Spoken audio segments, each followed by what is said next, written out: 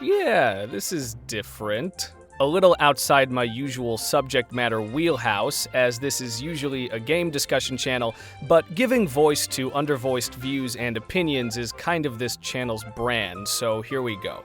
A little context for those who clicked, as I feel like most Miraculous discussion videos tend to come from Miraculous-centric channels, which this is not. I know the title is a bit ambiguous, but this video actually explores a fairly positive take on the series. I don't consider myself to be a hardcore fan of the show, but I am a long-time enjoyer of it. I jumped on board during the first season at the casual recommendation of Rebel Taxi and watched most seasons as they aired, barring 4 and 5, which I only just finished binging within the last week or so. That said, I haven't actually completed Season 5 yet. I've only gotten as far as what is currently on Disney Plus in my region, which is episode 20. So I still have several episodes and the season finale left to go whenever they become available. I have heard that people did not take well to the finale, but I can't comment on it as of yet since I haven't seen or spoiled myself on it. That said, this is not a review of the show's overarching plot, so that gap in my knowledge shouldn't be an issue for my purposes. As far as supplementary media is concerned, I've watched the 2 specials and the Netflix movie. The specials were a lot of fun, and I really enjoyed them. They're literally just OVA side stories which expand the universe, but the movie was a different story, so I'll be discussing it briefly as well. Okay, with that out of the way, let me get one thing straight right out of the gate. I consider Miraculous to be a guilty pleasure. My single guiltiest pleasure, in fact. Every negative thing you may have heard about it is absolutely true, in my eyes, no question. I'm not going to talk about every backpedaled character arc and weird writing decision here, but if you clicked on this video, then statistically speaking, you most likely already know what I'm referring to. I hope you do, because every video breaking that stuff down is at least half an hour in length unto itself, and if I have to regurgitate all of that, then we'll be here all day. Suffice it to say, I would never actually recommend this show to anyone, and yet I just can't seem to stop shoveling these proverbial potato chips down my throat. I've always been fascinated by media which consists of a whole greater than the sum of its parts, and love it or hate it, I think that Miraculous is a fascinating case study in this concept. Because it is trash, but it is delicious trash. What initially drew me to it was, of course, the premise. The love square that is the beating heart of the show, and the endlessly colorful and creative character designs for both the heroes and the monster of the week villains. As someone who watches a lot of superhero media, but not a lot of magical girl media, I was immediately struck by the unique elements which that angle brought to the table. In particular, I loved that the powers granted to the Akumas were derived from magic rather than science, because it meant they could be as creative and esoteric as the writers wanted without needing to come up with a logical individual explanation for each one. Kind of like JoJo stans, I guess, but I don't watch JoJo. And while I definitely enjoy the breezy action set pieces which the villains bring to the table, I quickly found that they weren't really what was keeping me absorbed and coming back for more. This is interesting because, for all intents and purposes, the superhero business with trying to shut down Hawkmoth is ostensibly the show's A-plot, with Marinette and, to a lesser extent, Adrien's slice-of-life business being the B-plot. And I believe that this framing is what has led so many people to become disenfranchised with the series over time. The pacing of both the A and B plots is exceptionally slow. It's one of the show's many, many objective issues. But for me, things are a bit different. You see, as crazy as this is, to me, the love square has always been the A plot, and the monster of the week bullshit has always been the B plot. This is an incredibly unusual situation for me, because in literally everything else I watch, this would be the opposite. I can't tell you how many action-oriented shows I've seen where I actually skip through the lengthy relationship-building, make-out, and sex scenes because I just don't care. I see that it's happening, I mentally check the relevant box in my mind that it happened for whatever plot implications it might have, and then I skip to the next scene because I'm just not invested in that particular individual ancillary character romance or whatever. Additionally, I never watch rom-coms on my own time. It's not a genre that interests me generally. So not only am I incredibly far outside of Miraculous's target demographic, but Miraculous is rather far outside my target demographic of media. And yet, here I am, 5 seasons in, and these days I occasionally find myself skipping parts of the fight scenes to get back to the love square. And so far, I'm enjoying Season 5 more than any previous one, despite all the negative reception I'm seeing to it online. And naturally, this got me thinking, why is that? So after mulling it over and breaking the show's structure down in my head, I came to a realization. First of all, if you watch Miraculous primarily for the A-plot, you're gonna have a bad time. Obviously, Seasons 1 and 2 are infamous for being devotedly married to maintaining the status quo and never allowing any progression of the characters and stakes, but even the later seasons suffer from this to a large degree. Seasons 4 and 5 did pick up the pacing noticeably, in my opinion, but for a lot of fans, it just wasn't enough, given how slow the show's start was. On top of this, the latest 2 seasons made a lot of really shameless reuse of old villains, as well as a specific subset of Akuma's I call one-hit KO villains. Miraculous, in general, has a weirdly high number of these. I swear they make up like a third or more of the entire rogues gallery. The problem with these guys is that they're all functionally identical to each other, regardless of how their powers are dressed up.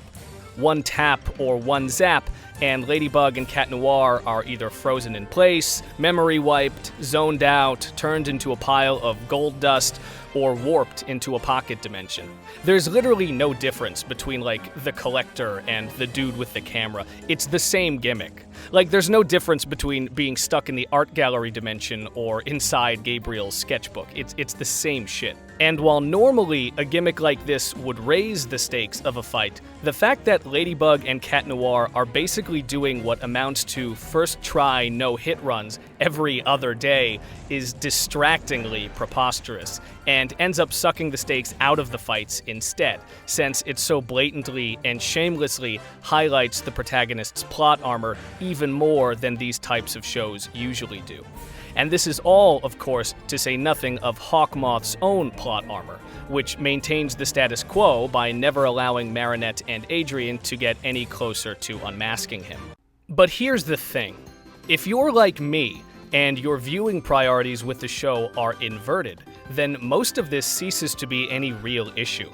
As crazy as it is, to me, the breezy monster of the week fights are the mundanity. They are the busy work. They're the thing that connects Ladybug and Cat Noir, which no one else can relate to. Not even the part-timers, since they don't actually experience this fight day in and day out. It doesn't infringe on their personal lives. The fights are really just the foundation that allows the love square to be so juicy. That said, even the square itself is not without its flaws, so let's talk about that real quick. Even among fans whose priorities also rest in the love square, there's a lot of discontent these days. The issue, of course, stems from the fact that its pacing is just as bad as the A-plots, and possibly even worse. Again, I acknowledge all of this. I'm not actually trying to defend the show. But my perspective on this, and the reason I still enjoy it as much as I do despite these glaring problems, is as follows. I don't see big steps forward in Marinette and Adrien's relationship as the only form of progression within this B-plot. And now we're getting into the real thesis of this video. To me, the real draw of Miraculous has always been the drip-fed, precious little moments which the two leads steal together, the juxtaposition to their heroic working relationship. these adorable, innocent, naive little young love moments where they blush up a storm and Marinette stammers like it's going out of style. Sometimes it's just her crushing on Adrien, sometimes it's her successfully getting her words out while offering him some sage advice, sometimes it's just Adrien locking eyes, and sometimes things even get a little steamy.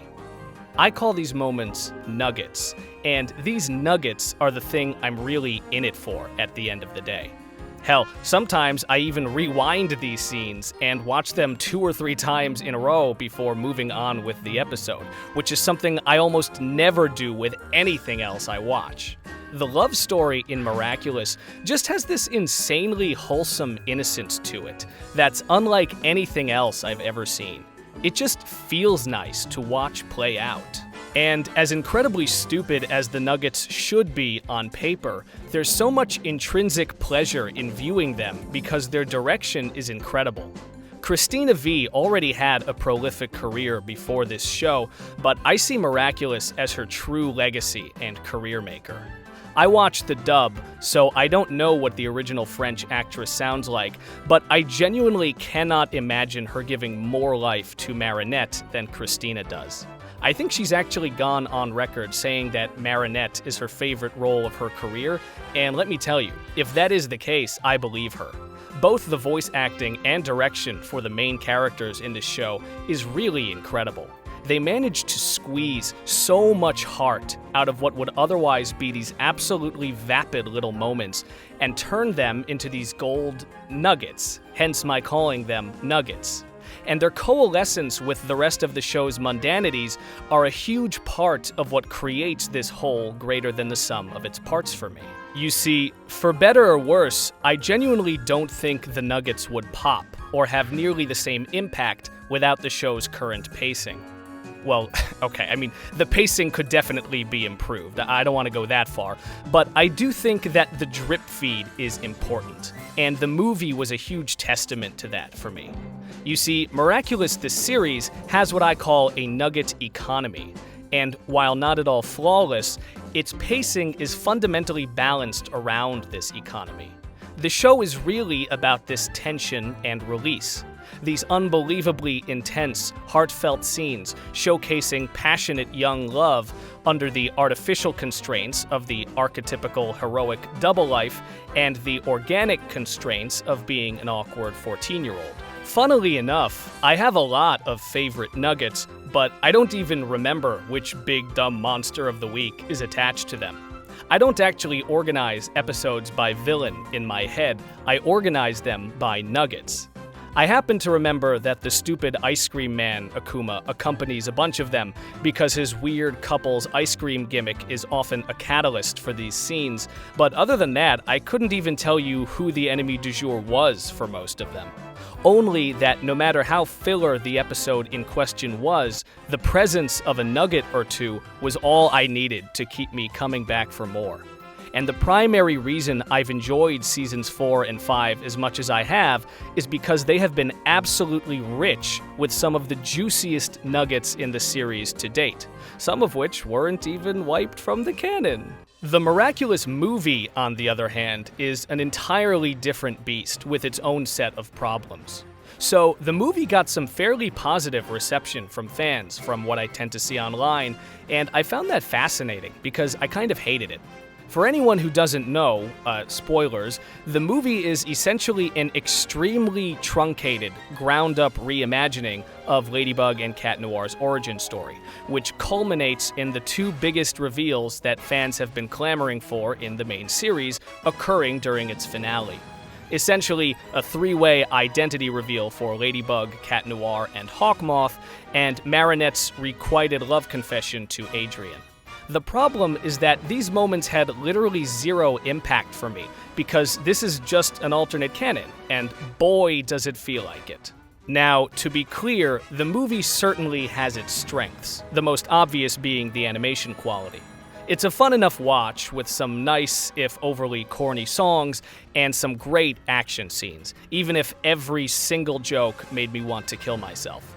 That said, not to be an Estruck apologist about this, but even if these incarnations of Marinette and Adrien had been identical to their main series counterparts, the mere knowledge of how little time elapses from the film's initiation to its conclusion robbed the identity reveals of their punch for me, because the agonizing wait is what gives them meaning. But to make matters worse, even with the same voice actors, these are not the same Marinette and Adrien that I fell in love with. I need to emphasize that there is nothing objectively wrong with having an alternate take on the characters for this movie, because it is in an alternate canon. But with writing this generic and shoddy, it's extremely difficult for me to be invested in this incarnation of the Love Square, when for all intents and purposes, I don't even really feel like I've gotten to know these characters yet. Movie Marinette and Adrien are both much more moody and gloomy than their main series counterparts. I understand that they have good contextual reasons to be, but what I love about Marinette is her manic, clumsy energy and weird, awkward goofball charm. Her doe eyes melt me, but her incredibly expressive panic expressions and body language are what I really love about her.